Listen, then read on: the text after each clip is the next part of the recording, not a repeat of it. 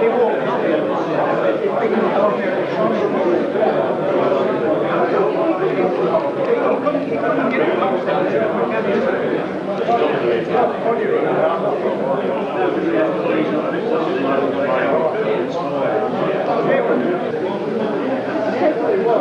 represent the amateur.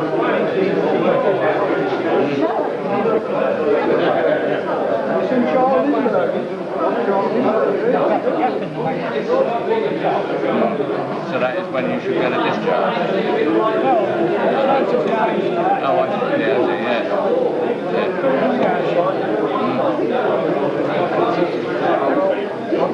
And you notice that these highlights and those by the top, a very good engineering meeting in this machine. I'd only got 5 then, and I might use them all up.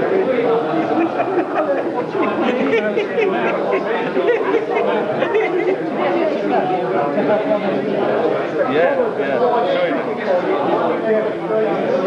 Line that up the axis, and you turn that round. That red arrow goes around the road.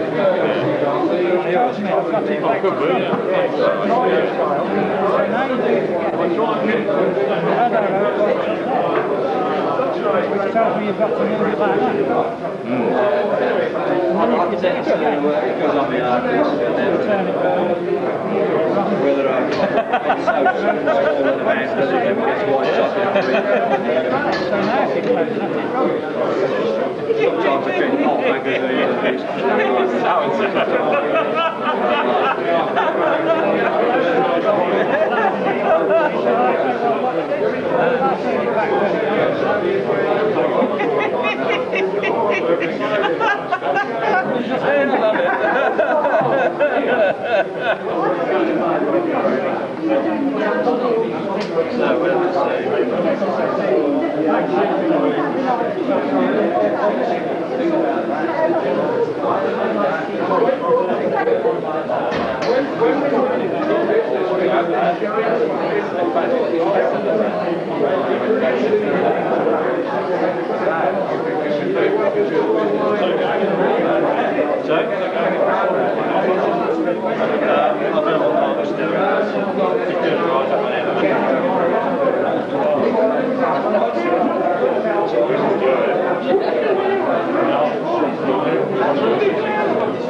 It isn't really, every bit is ordinary, because all you need to do is get a light up burning and make it race down here, that's quite important to get the speed, and then I would use the top bit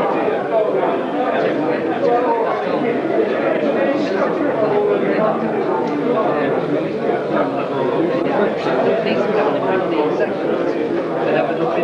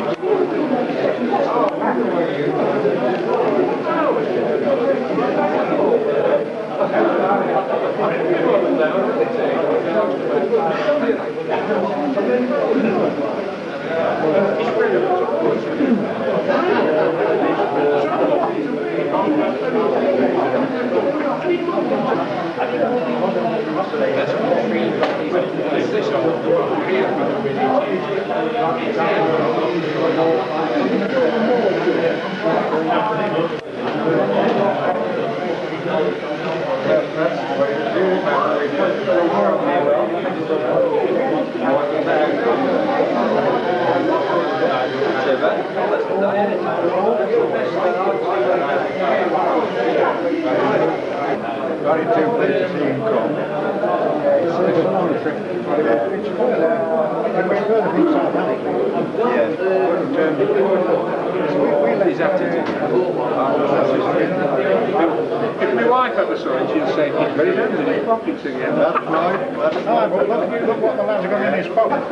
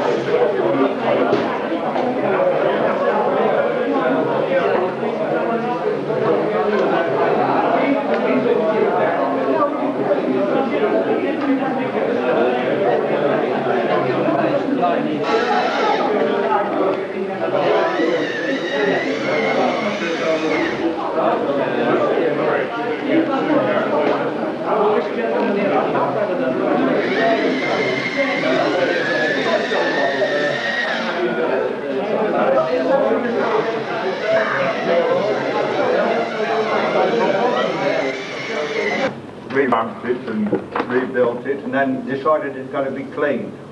Now there's only one way to clean it, was to take it all to pieces. And that's what I did. And then set to and rebuilt it in a different vein. I used as many colours as I could find and then turned around and called it Lady Columbine. But I'm not John Bridger, so I can't do the artistic nameplates. Can we get some letter set then? Letter set, he said, yeah. My dad used letter set. Anyway, the engine is in full working operation and I can truthfully say that it does work. And I've gone one space forward. On the near side wheel I have got the pins in that keep it as a driving wheel, and then they're taken out to go around the corner. Although it shouldn't do with this model because there's a differential this size. Anyway, this one has come out of CQ at there's Les Nightingale and his wife, and I can't remember her name, a few years back, and we used to exchange ideas on mechanographs. And I used to say, can you do one like that, or can you do one like that? And she used to come back and say, can you do one like this? And another year, they brought another sort of a graph down, another type, and eventually they got a very good graph that I just had to do something about. And I took 2 or 3 patterns and sent them to Keith Cameron. And he said, can you get me some pictures? I'd love to rebuild this one. So he did, and it went into CQ. And they were very, very pleased about that. And when it came in CQ, I decided to build it. It doesn't come up to 2 pens or 3 pens, but 1 pen doesn't do so bad.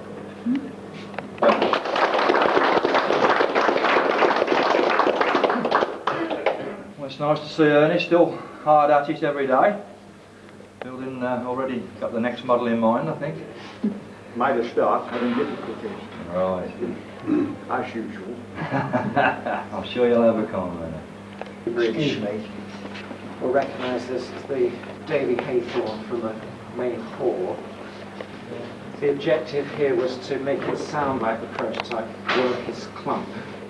However, it takes so much power to drive that the motor itself drowns out all the noises it makes.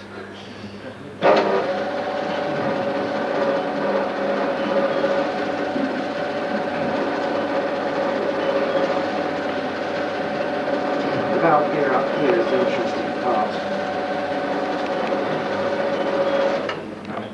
New model, James Booth's rectilinear engine.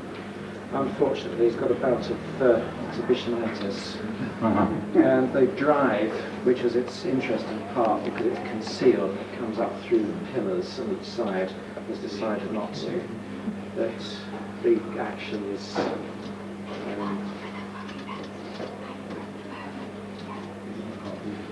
quite interesting.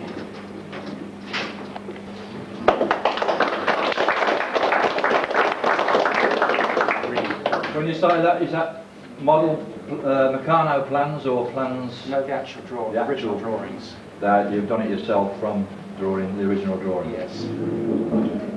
How's that drive? Is that bevels or something in there? There's a rod coming up through the column. Then there's a pinion and a small contract with it, and that is linking his heel, jumping out. That showing his both robust. And you've got the parallel thing on the other side. It must be driven from both ends simultaneously. Right. That's the two sides without the thirds. Oh, yeah. Goes with it, which is the ride.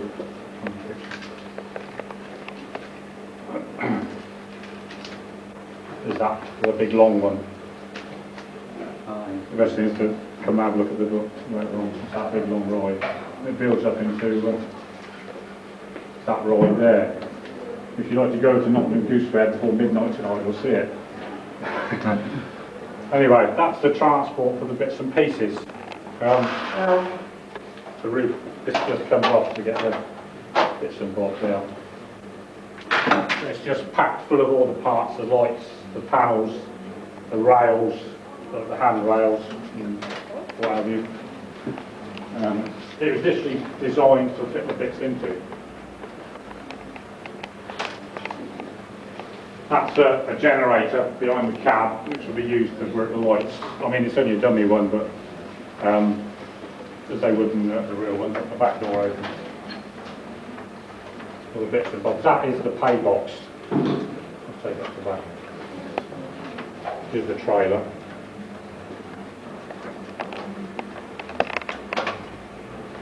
And all these panels come on.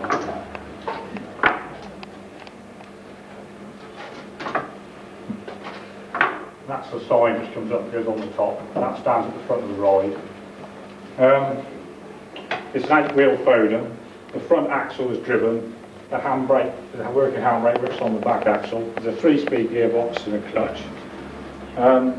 You can tip the cab to look inside. Tip the cab, lift the floor, lift that flat, and she goes back. You can just about see the bits and bobs in there. They haven't bought a transformer, but it does, even though it's quite heavy, it is ever so heavy, it does drive along. The door's open. Got 4-wheel steering on the front. There's lockers over the back. All got bits and pieces in, lots of wood, and everything goes with it really. All the bits you find on the other ride. That's all I can say really. It just speaks for itself, I suppose. I mean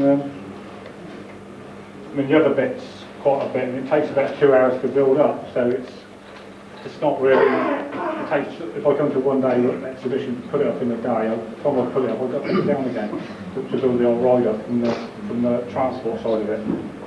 But that's it really. Thank you, sir.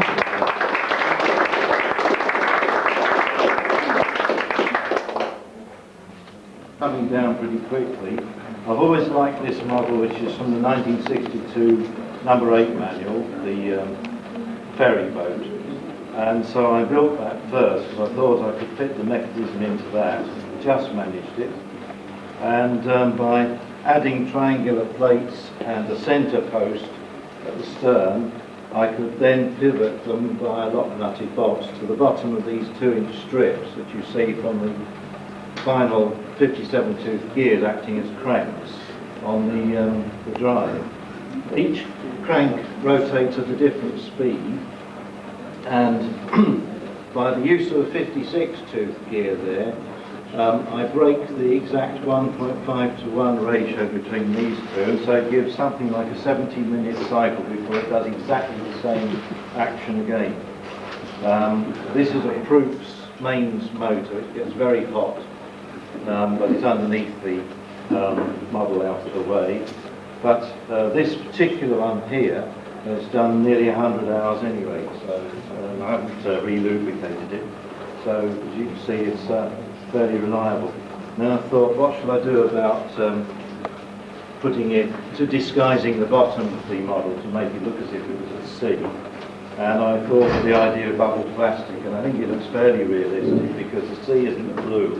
It really reflects whatever the sky and so on is doing at the time. Around our shores tends to be a bit grey anyway. Then I added some clay people from my children's Playmobil collection, and that was exactly the right scale for it. And it went down very well at various exhibitions. So basically it's a boat suspended on 3 cranks all rotating at different speeds. As you can see, it sometimes lurches up and down bodily and judders and moves backwards and forwards a bit. I've offered it to Bob Thompson for the magazine if you want to build the mechanism. It will have that drawing in with the description. Okay.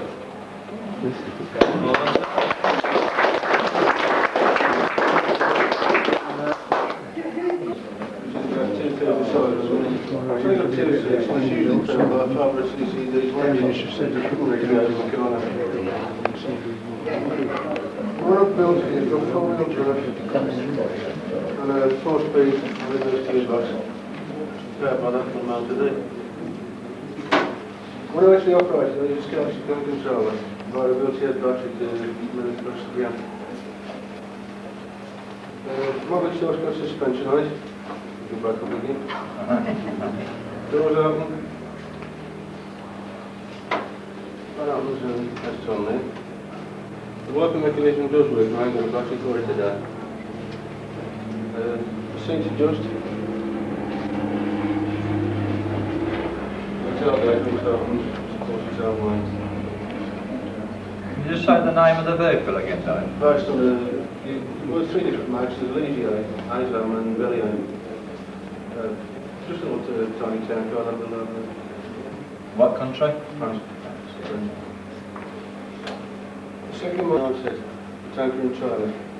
I've used the cab off the track unit and built a little sub-marine of it. Third model's a 1954 taxi with seats and doors added to it. It's a little truck that I've put together myself. And the last model's a new mod built from the combat multi-kit with a trailer from the 1978 number 1. Any questions? What sort of gearbox you got in there, Dave? I tried constant mesh, but it didn't work, so it's just sliding mistakes. It's got a differential for the front and rear axles, differential between the two.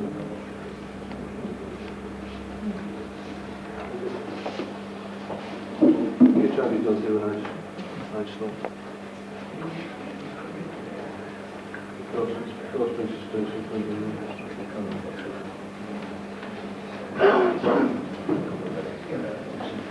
In case anybody didn't know, Dave's from Cradley Heath. I met him at Skegness, considering I've lived in Birmingham. 12 months ago, was it 12 months ago, something like that? The nose section is still under development. This piece has been fastened onto the nose section. When it's all together, it measures about 6 feet long now, and I can't get into the room. So Margaret's got the sewing machine underneath the desk still, so we've got the big doghouse problem. Anyway, this piece I won't say is finished because nothing ever is it? But it's virtually finished, to use modern computer language. We have the rudder, which will work off the rudder pedals in the cockpit. And we have the fully flying tailplane with the moving elevators at the rear edge, the green bits, all working off a push-pull, which will operate off a remote stick from the bottom of the plinth, which the whole aeroplane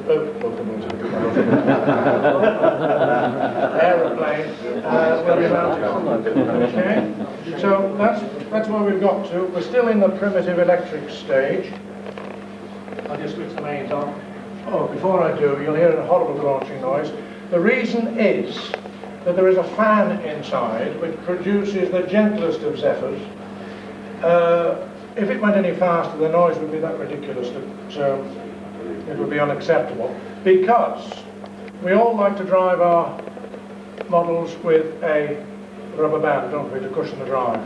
I've got to use gears because there's no way I can dig in there to change the rubber band if anything goes wrong. Everywhere else on the model, there's 7 electric motors in the full model, they're all accessible, barring this one, with a 2 doors and long fingers and so on and so forth to change the rubber bands, but that one isn't. So it had to be gears, has to be noisy, keep the noise level down, the fan doesn't go as fast as it should do, you get a gentle zephyr out for a hell of a pile of noise, but the air brakes will work as well in a moment. So you can see it's just about there. If anybody's bold enough, they'll feel it with their fingers. So we'll operate the air brakes on a press button basis, and there you go. Slowly, yes. I'll press the button, out come the air brakes at about 1/3 the actual full-size speed of operation. And of course they stay out when you put them out. And then to put them back in again, you press the button again, and there they go again. Now, the most difficult part of the whole model at this stage was, those of you who like mechanical linkages, and most of you do, I know we're all nutters together, will appreciate that when you're trying to move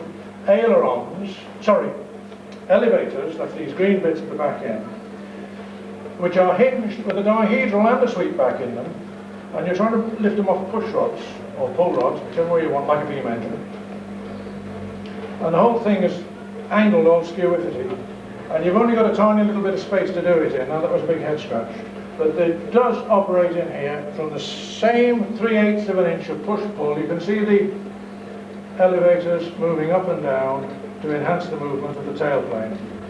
Now that's done with a cross beam across the inside, I'm pointing to both sides so nobody's missing anything on the other side, a cross beam inside the fin, which is linked to the bell crank, which actually tilts the tailplane. Now the cross beam is then linked with these drop arms, which are in fact hinges to the elevators along this tremendously horrific, tortuous path. It took me a lot of head scratching, but that's where I got to. That's it, folks. Thank you very much. Before I tell you about the model, I'd like to say a few words about the full-size prototype. Before that, just a quick word about the pilot. All right? That's Mr. Lindbergh. Smaller than I thought. Looks like my job. You sure it's not my So you got wrist problems as well. As you all know, many of you may know, this year, 1997, is the 70th anniversary of Lindbergh's flight. So I thought, well, that's a good excuse as any to say, I'll make the Louis again. I have built it in years gone by, smaller scale, but this year is the anniversary. So, well, Lindbergh himself, you may know, he was a US mail flyer. In fact, he was one of the first batch of 40 flyers to fly the mail. He's also one of only 10 survivors. So I think we can say that flying the mail was A, pretty hazardous, and B, that he knew a thing or two about flying. In 1927, he decided to go in to compete for the $25,000 prize, which was offered to the first man to fly from New York to Paris non-stop. That's the NYP on the tail, New York, Paris. Okay? So, as you know, he wasn't the only one who was after the prize. There were other people competing at the same time, so there was a lot of pressure to get traction. So after a lot of hassle, he eventually got the Ryan Company in San Diego to build him this plane in 60 days. And which was quite a bit less than it took me to make the model.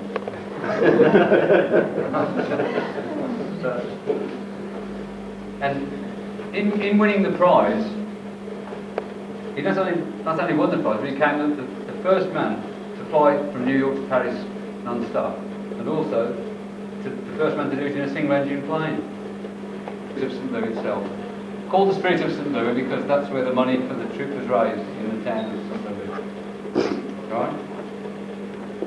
The original plane hangs in, I believe it hangs in the Air and Space Museum in Washington, DC. I'm not sure about that, but I believe it does anyway. Haven't been across to have a look. Anyway, After several attempts to find a suitable plane, the Ryan Aircraft Company built him the Louis, right? The first thing they had to do was take a standard mail plane, rebuild the wing with an extra 10 feet in it to lift the huge fuel load, 450 gallons of fuel. Then they lengthened the fuselage a bit to make, get enough room for the huge fuel tank there, right on the centre of gravity, so it doesn't affect the trim of the plane as the fuel's used. 3 more tanks in the wings, those are the breathers, and 1 little tank at the nose here. So 5 tanks in all, 450 gallons of fuel, and a tremendous strain on the undercarriage, I would imagine. In fact, the 4 people who took off before him, they all had undercarriage failure. The undercarriage collapsed with disastrous results. Fan wing, 15-inch fuselage. Fin does work, I can't reach it from here, but fin waggles about a bit.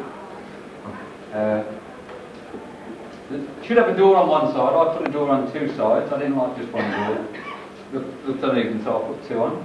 No glass in the windows, like the original. He took the glass with him, or the perspex with him, but he didn't use it because he was frightened if he put it in the windows he would fall asleep. He was relying on the cold draft to keep him awake. So, the motor, I've done the motor, yes, that's right. The motor that drives this one is a small buggy motor, you know, one of those Japanese buggy motors that the radio control cars have. 3-inch pulley and a band drive. With a bit of luck, he should go in a minute when I give him a shot. Just the last word about the wing. The wing was quite difficult to build on account of the fact it has the top surface curved and the bottom surface flat. Now, had it been a fighter section, a kind of a symmetrical fish shape, that would have been easy. You just build the spar, put your plate top and bottom, then draw them together and you end up with a lovely symmetrical shape. But if you want the bottom flat, the top curved, that is nasty. Because you've got to make the bottom stiff enough to resist the pull of the top. So there's lots of angle girders in here. Just their sole purpose is to keep the bottom surface flat and then bend the top to it. That added quite a bit of weight, unfortunately. So just like the original, it's pretty weighty. I'm not sure whether the undercarriage would do the job, but there it is. Leading edges, 1 or 2 people have commented they like leading edges. Well, I haven't got that many gun barrels, but a friend of mine, Sid Beckett, came up with the goods and fixed me up with those. And I think that's about it. Anything else I've missed off? No? No, that's about it, isn't it? Yes. Oh, one compass. We have a compass. Sort of. That bit there, I hasten to say, is not Meccano, it's just a bit of steel I found lying in the road one day. It's been in my Meccano box for 10 years, but today is its day of glory.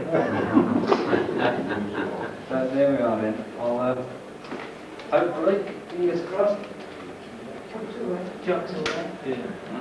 Right. I have to say the transformer is not quite up to the job, so it may give up the ghost after a short while.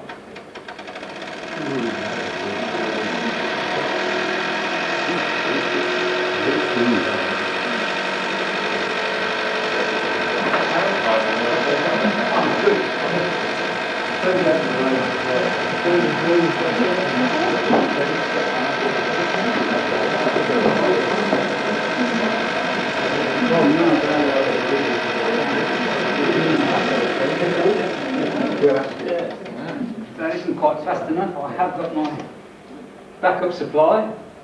Just gives it a few more volts. I might just give it the idea.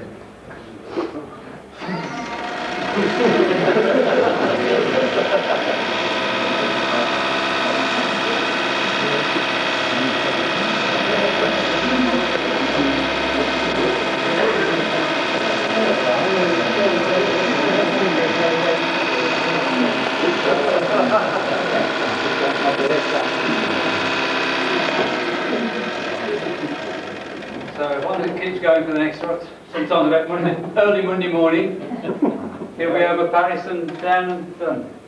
$25,000, Richard.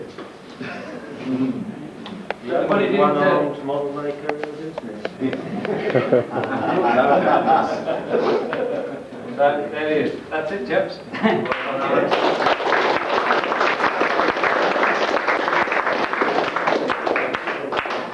5 of these are green and 5 of these are gold, and there's a good reason for that. I've got 5 green ones and I've got 5 and there's a gap in the iron circuit at the top of this. Yeah. That I can close with this rigid pin. That's right. You see, to make it so the iron circuit's complete, but there are no windings anywhere. So, I have to, if you want it to go, you've got to line it up in some way with the Earth's magnetic field instead of keeping a straight face. And to do this, you've got to have a magic card. Now, a lot of you can't see this, but I'm going to put this in line with the axle and turn it round, and you see that the red arrow points the other way. So that means I've got it the right way around. So now if I point the black arrow along the line of the axle again and turn my magic card round, the red arrow now points down there. So I have to turn it round a bit, you see. Sorry, getting old. So when you do it again like this and turn it round, you find that the red arrow points the same way as the black arrow. Very stiff and fail. And now, if you close it, it'll run. It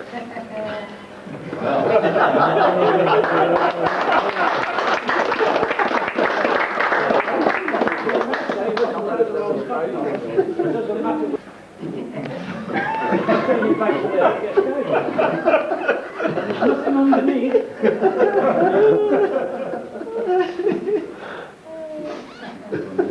Just another thing, thank you. Brilliant exhibition downstairs.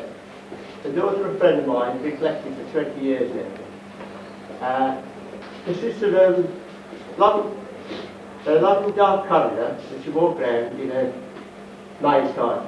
And you stop at various windows, look through, and there's everything there that's old-fashioned. That was from the 30s, 20s, 30s, 40s. The wardrobe special one. And she opened it 2 years ago. She asked me for an old Meccano model. I built one in red and green, a big wheel. Now I want that back. But to get back, I've got to take a new one there. So I thought, after building this tank, if you remember that tank, I cleaned them all up and covered them with Mount Meccano undercoat. And then wrapped it up for the winter. When I undo them again, it's all covered in rust all over. So I put all species together, cleaned it, put it back in, then coated it with ammonite. That's where I got the idea. I'm advertising the ammonite. £7 a tube. I built this one first, and that's been wrapped in the blanket in the garage over 2 winters, and the ammonite never altered. Yeah. These are 19, 17, 15, 13, 10. I've cut off 78, clean 78, number one sticks, 12.5 sticks. It goes faster than that, that's all right.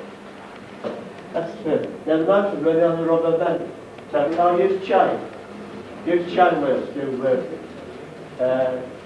reduce the speed.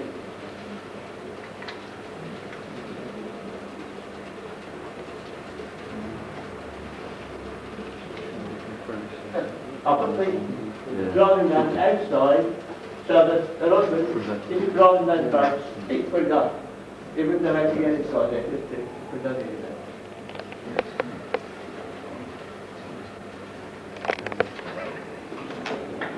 So the man in there will stay. You know what to do with your arm.